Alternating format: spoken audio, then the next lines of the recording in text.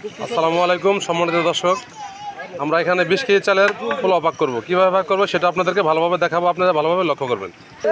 এখানে নিয়েছি 3 litre soybean তেল, দিয়ে দিচ্ছি 50 গ্রাম তেজপাতা, দিয়ে দিচ্ছি 20 কেজি পোলাওর জন্য 1 কেজি পেঁয়াজ কাটা, 20 কেজি পোলাওর জন্য নিচ্ছি আমরা হাফ কেজি লবণ, দিয়ে দিচ্ছি হাফ কেজি আদা বাটা,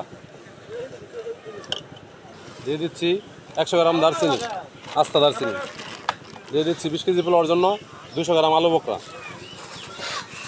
দিয়ে দিচ্ছি 20 কেজি পোলাওর জন্য দিয়ে দিচ্ছি 50 গ্রাম এলাচ গোটা।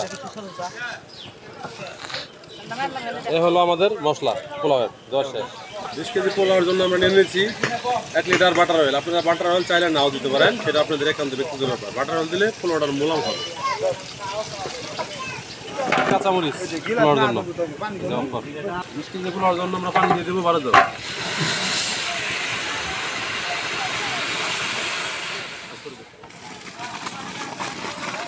পানি গরম হয়ে গেছে, আমাদের চাউলটা ঢেলে দিলাম, এখন মশলাগুলো দিয়ে দিব। চাউল দেওয়া শেষ, 20 মিনিট জন্য ধুয়ে তুলে দেবো।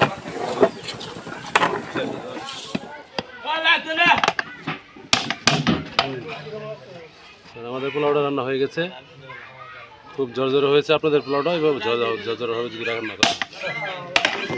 আল্লাহ